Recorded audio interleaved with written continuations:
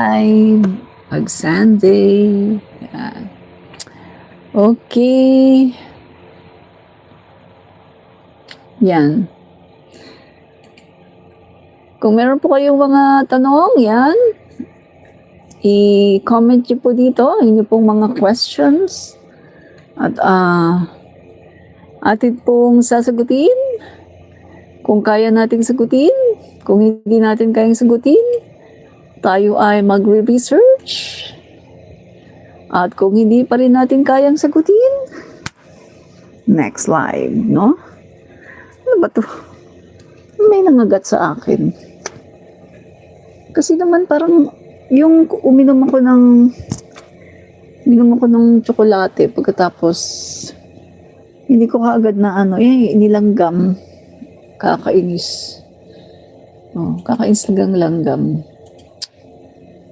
Kasi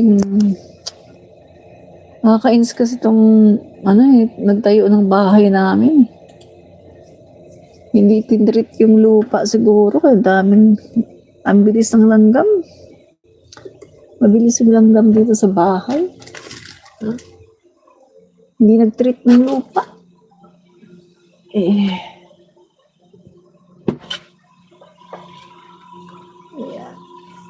Okay. Yung linggo, pero kademon, mukhang ikaw yata yun eh. Mukhang ikaw yata yun, no? Kasi ang ginagawa nyo, kahit nga may calamity, sinisiraan niyo pa ang Pangulo, nag-fake news pa kayo. Ang dami niyong fake news eh. Hindi ba kayo nagsasawa sa fake news? Katulad na lang ng sinasabi niyong nagbenta ng 20 pesos na bigas. My goodness, ang daming inihatid ng Pangulo na tulong. Ngayon, no? Kita nyo, kahit na minumura ng mga DDS, si PBBM, ang daming tulong sa Davao City, no? Diyan ka makakita. Isang Pangulo na hindi tumitingin, no? Hindi tumitingin sa kung sino mang tao, mga nandyan, kung DDS man o hindi man niya kaalyado. Hindi niya tinitingnan yan kasi ang Pangulo natin ay isang mabuting tao. Pangulo siya ng lahat. Diba? Mysterious, hello po Admin Rich, laban lang. Opo, laban lang tayo. Wala po sa ating makakapapabagsak, no? Dahil tayo po ay nasa katotohanan. Sabi nga, kapag ikaw ay nasa katotohanan, hindi ka dapat matakot. Continue lang, no? Ipaglaban ang katotohanan at i-expose natin ang mga fake news nitong mga DDS na napakaraming fake news na ginagawa ng mga DDS. DDS utak luga, DDS TANGA. Parang yun parang kanta ni Nyolo yan DDS utak luga, DDS tanga-tanga, DDS utak luga, DDS tanga-tanga. Utak, yan yung kanta yan ni Nyolo, di ba? Sandali, pakita ko. Kanta ni Nyolo yan Ang alam ko, yan sinayaw ko nga yan Sinayawan ko, no? DDS utak luga, DDS tanga-tanga. Dali, pakita natin pakita natin yung kanta na yan. Kanta yan ni Nyolo no? Dali, kanta ni Nyolo. DDS utak luga, DDS tanga-tanga. Yan. Ganda yan maganda yung kantang yan, no? Kay Nyolo. Nyolo. DDS utak luga, DDS tanga-tanga. DDS utak luga, DDS tanga-tanga. Yan. Si Nyolo yan Mysterious. Opo, kanta po ni Nyolo. Kasi inano ko dati yan sinayawan ko yan Kasi ganda ng pagkaka-compose. No? Tapos, kanta ni Nyolo. Ah, Duterte, sabi niya, we strongly support. God bless you. Yan. Okay. Sana nga i-bless ni God si Duterte. Kaso paano niya i-bless ang isang taong walang Diyos? Yun ang problema natin. Paano i-bless ng Panginoon ang isang taong walang Diyos? Ang isang taong sinasabi na ang Diyos ay estupido. Mukhang mahirap yata i-bless yun. Mukhang ang mag-bless yata kay Duterte ay yung nasa kabila. Yung nasa dagat-dagatang apoy. No? Yan.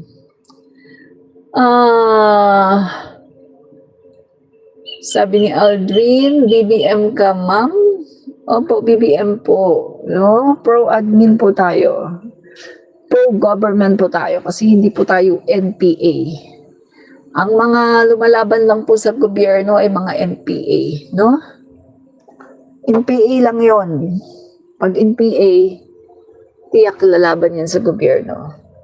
No? Yun. Hindi ko makita, mamaya nang lang. Basta meron ako niyang sayaw, no? Sinayawan ko yan eh. DDS utak luga, DDS tanga-tanga, DDS utak luga, DDS tanga-tanga. Meron ako niyan, sinayawan ko yan eh, no? Hindi ko lang makita sa sobrang dami ng aking post, no? Pero siguro mamaya hanapin ko pagkatapos i-ready ko siya para sa susunod na live ipapakita natin, no? Na yung sinayawan ko yan eh. DDS utak luga, DDS tanga-tanga, DDS utak luga, DDS tanga-tanga. Yan. Sabi naman ni Asia Salvador, may nagawa din mabuti at masama si Duterte, ma'am. Oo. May nagawa naman siyang mabuti kahit paano. Pero mas marami siyang nagawang masama, no? At yung nagawa niyang mabuti ay hindi pwedeng matakpan ng sobrang kasamaan, no? Kumbaga dahil sa sobrang kasamaan ng ginawa niya, yung kabutihan na ginawa niya ay hindi kayang takpan ang kasamaan na kanyang ginawa. Talagang super dami ng kasamaan na ginawa niya. Kumbaga sa porsyento, halimbawa 10%, no? Yung halimbawa maximum 10% na kabutihan. Ilang porsyento lang ng kabutihan mayroon siya? 1%. Sa 10, 1 lang. Tapos may ano pa yan, may kasinungalingan.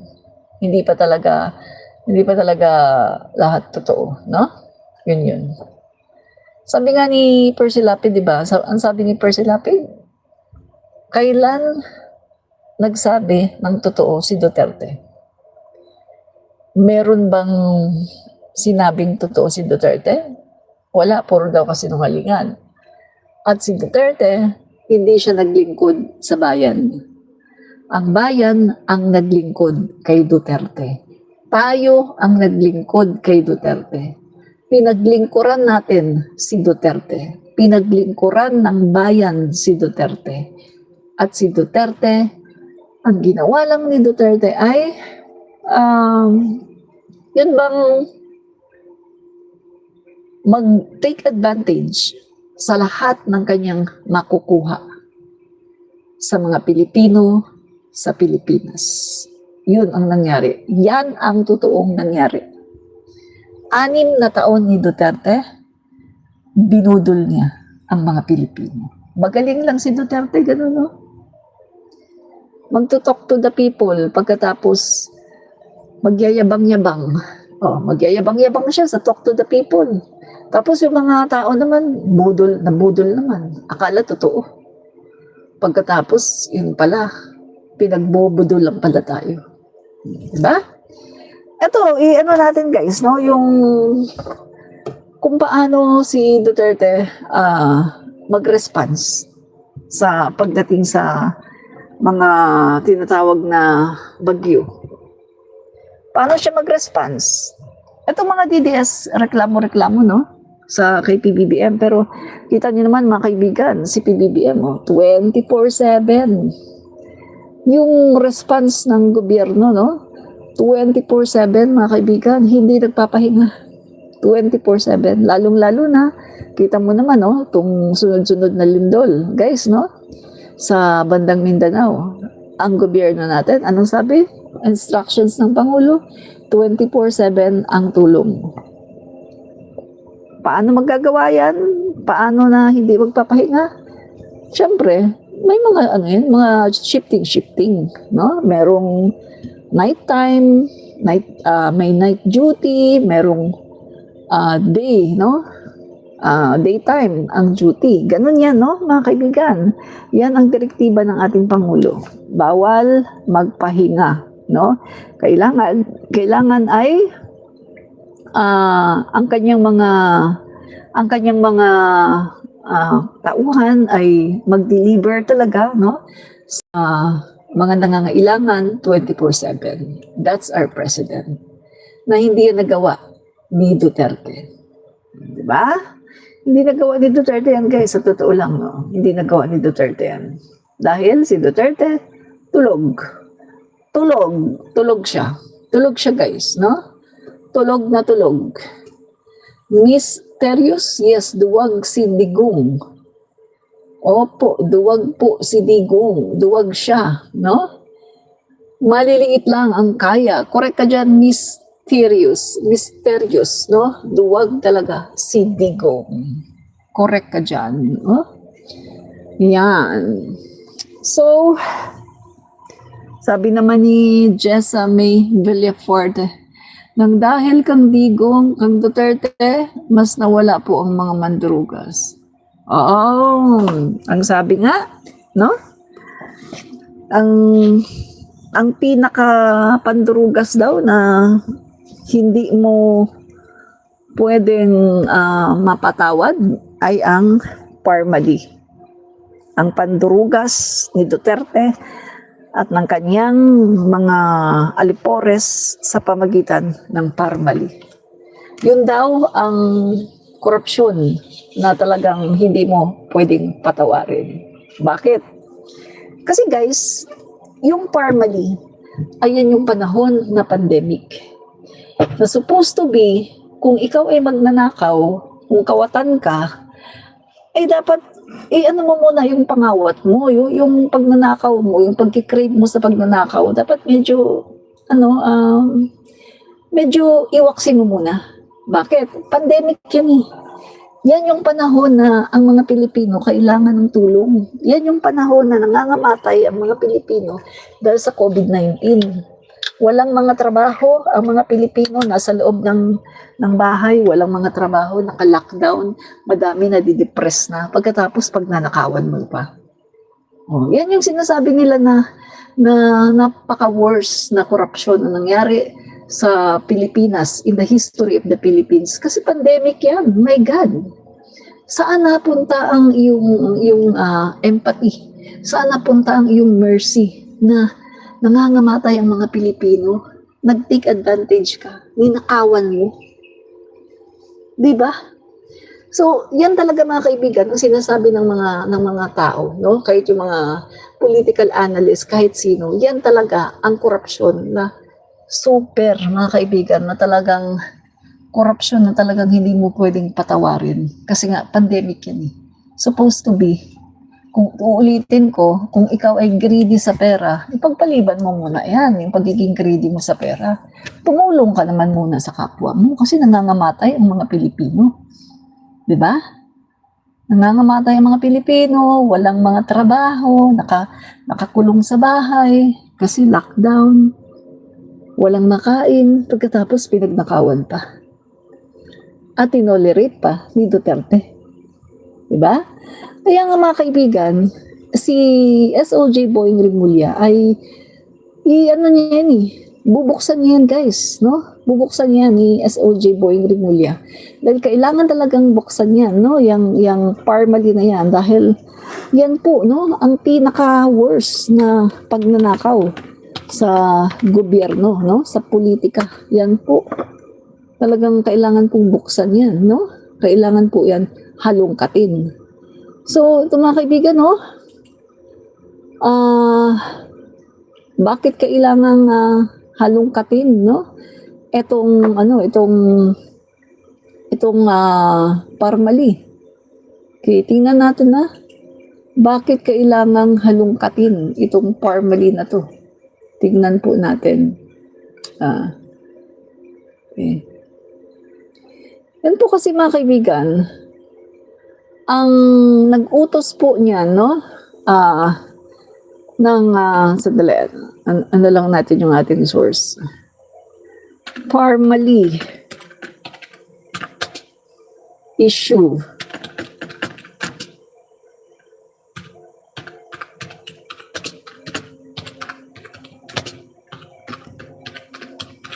Halongkatin yan guys Itong parmali na to, no? Itong issue na to ng parmali, hahalongkatin to, no? Kasi kailangan po talaga to mahalongkat ulit dahil pinabayaan po ito nung panahon, no? Nung panahon ni Duterte. Hindi sila naging transparent at ayaw, no?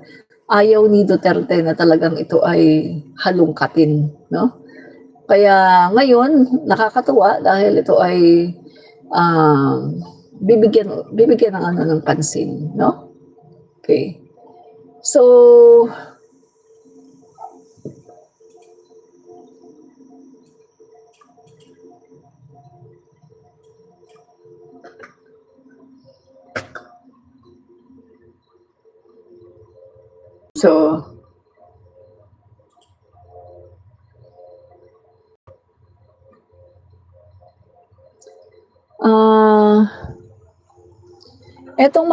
itong mga procurement, no, ng mga overpriced na mga face mask at saka mga face shields, no? Ayan yun mga kaibigan, no? During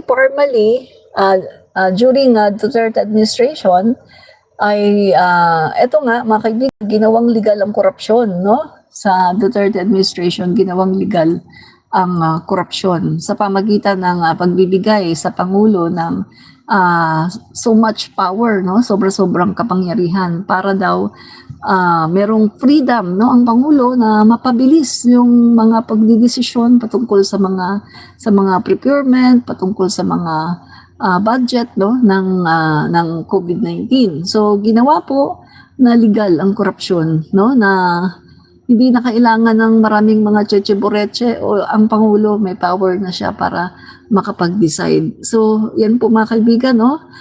Yan po yung pinakamalaki, no, nakatiwalian, yung parmali scandal sa Duterte administration. So, ipaparinig ko sa inyo guys itong video. Hindi ko napapakita sa inyo, paparinig ko na lang, no? Pakinggan po natin. Malaking katiwalian ang parmali scandal at pinakamalaking katiwalian ang parmali scandal at naniniwala siyang si dating Pangulong Duterte umano ang utak sa manumanyang pagbili ng COVID-19 medical supplies. Inirekomenda ng naturang mampapatas si dating Health Secretary Francisco Duque III na maging witness para idiin ang dating Pangulo sa nasabing kaso. Si Juan Encina sa balita. Itong nangyari sa Parmali is the biggest scam, and it was masterminded by the President of this country. Si Gordon yan. Without batting an eye. It would never have happened without him. Kumbinsido si dating Senator Richard Gordon na si dating Pangulong Rodrigo Duterte ang utak sa maanumalyang pagbili ng COVID-19 medical supplies mula sa kumpanyang Parmali Pharmaceuticals. Kaya kahit kumambyo pa si dating Health Secretary Francisco Duque III sa pahayag nito sa pagdinig sa Kamara kamakailan na si Duterte ang nag-utos na ilipat sa procurement service ng Department of Budget and Management mula sa Department of Health ang mahigit 47 billion pesos na COVID-19 Response Fund. Ayon kay Gordon, hindi makalulusot ang Parmali mess na pinakamalaking kaso ng korupsyon sa bansa kung walang kumpas mismo ng dating presidente. Anya, inamin mismo dati ni Duterte na ito ang nag-atas na ilipat ang COVID-19 fund sa DBM. naindigan pa si Gordon na kasabwat at malapit ang ugnayan ni Duterte sa dating hepe ng PSDBM na si Christopher Lau at sa mga may-ari ng family na pangunahin sa mga nakakuha ng kontrata para sa COVID supplies. Magkakasama sila. Ayun mga malitrato, ano ba gusto nyo? Talagang magkakasama sila. Pinlano lahat siya para ma-inflict sa atin ang pinakamalaking nakawan sa buong bansa. Ayon pa sa dating senador, maaring sampahan ng sinumang Pilipino ang dating Pangulo at pwedeng gamitin ang mga testimonya na nasa Blue Ribbon Committee report. Maaari rin ay tumayong testigo, si Duque, labay kay Duterte, para hindi ito madiin sa kaso. Pag sumunod ka, you're liable. So ngayon, the only choice that he can have, and I doubt if he can do it, is to become state witness against Duterte. Duterte is really in more trouble than ICC here because nandito lahat ng ebidensya dito. Moira Encina para sa Mata ng Agila, Matatapos. Yan. So yan po na mga kaibigan, no? Itong kaso na to, hindi to pwedeng baliwalain. Grabe to guys, no? The biggest scandal, no, na korupsyon sa Philippine politics. Grabe ito guys, no? Sabi ko nga sa inyo, ito yung mga maanomalya na mga pagbili, pag-procure ng mga medical supplies katulad ng mga face mask, face shields na sabi ko nga mga kaibigan, during that time, no, kahit na pawala na yung COVID, ay talagang nire-require, guys, no, hindi pinapapasok yung mga Pilipino sa mga establishment, nire-require na mag-face shields at talagang kailangan face mask. Sabi ko nga, bakit kailangan pa ng face shields? Face mask na lang. Guys, nalaman ko, no, yung aking kaibigan sa ibang bansa, hindi na daw sila nag-face shields, napakatagal na. At marami daw sa kanila talagang hindi na rin nag-face mask. So, ang sabi nga sa akin kaibigan ko, parang OA yung Pilipinas. Kasi, bakit naka-face shields pa kayo? Tapos todo face mask, no? Yun pala mga kaibigan, kaya naman pala nire-require dahil pinagkakitaan. So yan po guys, no? Si Duterte po mismo umamin na siya po ang nagpalipat ng pera, no? Biruin mo ha, bawal yun eh. Yung pera ng DOH ipinalipat sa PSDBM kasi binigay nila yung kontrata sa Parmali. Alam naman yung Parmali, di ba? Michael Yang, tsaka yung iba pang mga Chinese, no? Na napag-alaman na itong Parmali ay Neophyte Pharmaceutical Company. Ibig sabihin, nag-umpisa lang siya noon, nung panahon ng COVID. Hindi siya talaga kumpanya na matagal na, doon lang siya nag-umpisa sa panahon ng COVID. At ang kanilang pera during the time mga kaibigan na sinasabi nila na capital ay nagkakahalaga lang ng 600,000. Kaya nga maraming mga umangal mga kaibigan kasi never ito nangyari ng isang neophyte company na nagkakahalaga lang ng 600,000 ang capital ay kinuha para sa bilyon-bilyon na kontrata ng gobyerno patungkol sa mga procurement ng mga medical supplies. So, doon pa lang kitang-kita mo na guys eh. Bawal yun eh. At di ba walang bidding-bidding, ibinigay agad sa Parmali. Kasi nga, binigyan si Duterte ng special power para magawa ang lahat ng kanyang gusto dahil ito daw ay pandemic. So, kailangan daw ang Pangulo ay may special power kasi daw para mabilis daw ang pagdidesisyon sa lahat ng mga bagay-bagay. Hindi na daw kailangan ng, ganito, kailangan punta ng Congress, aprobahan ng Senado, etc. etc. So, kailangan daw may special power. Yun po ang nangyari. Kaya, etong nangyari po sa Parmali scandal, si Duterte talaga ang dapat managot dito. Unang-una sa lahat, principal, no, na dapat managot si Duterte. Dahil hindi naman ito mangyayari kung hindi niya ito pinayagan. Kaya nga, di ba, nagkaroon ng mga investigation sa Senado. Anong ginawa ni Duterte? Naglabas siya ng memorandum. Ulitin ko na naman, naglabas siya ng memorandum. Nagsasabi na hindi pwedeng imbitahin ang kanyang mga cabinet members. Hindi pwedeng imbitahin si Duque at yung iba pa. Kasi nga, ayaw niya na tinatanong ang kanyang mga cabinet members kasi siya ang naglo-lawyer. Siya ang parang nagsisilbing tagapagligtas, tagapagtanggol ng kanyang mga cabinet members. Katulad din ni Michael Yang, di ba? O si Michael Yang, ang daming nagsasabi, bakit mo yan ginawang economic advisor? Alam mo ba na drug lord yan?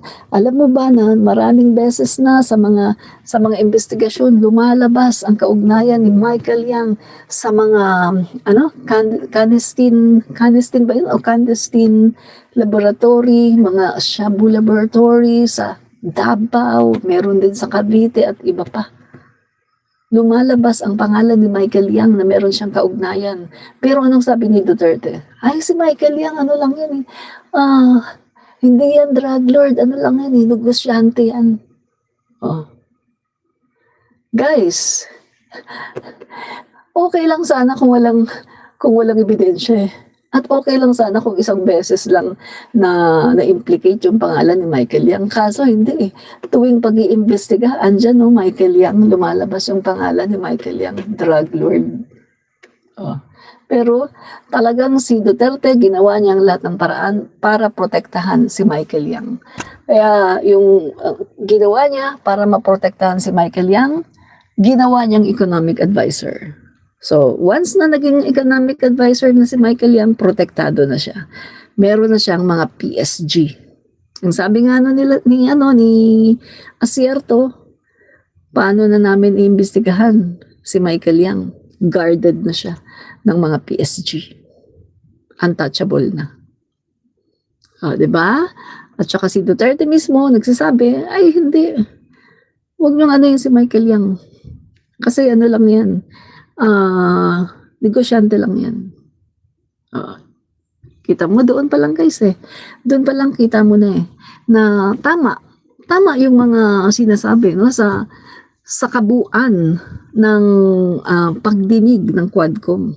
Tama yung sinasabi. Yung conclusion ng investigation ng Quadcom na ang war on drugs ng Duterte ay isang pagtatakip sa kanilang family drug enterprise. Na yung war on drugs daw ni Duterte ay hindi tunay, ito ay pagtatakip lang sa kanilang family drug enterprise. At ito ay pagsupil sa mga kalaban sa business. Yung mga kalaban nila sa negosyo, pero yung kanilang mga kampi, okay lang. Remember si Parahinog? Nalala niyo ba si Parahinog, guys? Diba, ginanon? Nalala niyo ba yung anak ni Parahinog? Anak niya yun eh. Yung babae na hinuli, sa kanyang bahay, kwarto yata niya yun, sa Cagayan de Oro yan, di ba? Parahinog, kung hindi ako nagkakamali, Cagayan de Oro. May sinubong siya, di ba? Hindi ko malaman kung ano yung sinubong niya, nakalimutan ko na kung siya buba o ano eh. Tapos habang inaaresto siya ng mga pulis, anong sinasabi niya sa mga pulis? Sir, nagsasalita siya, kinakausap niya yung mga tao. Nagsasalita siya sa camera, sabi niya, may gusto daw siyang sabihin. Sabi niya, kilala ng Pangulo yung tatay ko. Kilala ng Pangulo yung tatay ko. Alam ng Pangulo. Meron siyang guys, meron siyang gustong sabihin. Alam niyo kung ano yung gustong sabihin ng babae? Nung anak ni Parahinog? Parang gusto niyang iparating sa tao. Magkasosyo yan. Yung tatay ko at saka si Duterte. Kaso dumating yung time na itong si Parahinog, ito yung kwento itong si Parahinog ay masyado na daw yung parang nagsasarili na at ayaw na niyang magbigay kay Duterte. So mukhang nauungusan, yung itong si Duterte. Medyo nauungusan na daw ni Parahinog. ayaw nang magbigay, ayaw nang magpasakop. So, ang kailangan, tsaka isa pa, madami nang alam si Parohinog sa mga ginagawa, sa mga operation ni Duterte. So, kailangan ng ganun. Yun guys. Meaning to say, yung gustong sabihin ng anak ni Parohinog, magkasosyo yan dati magkaibigan yan.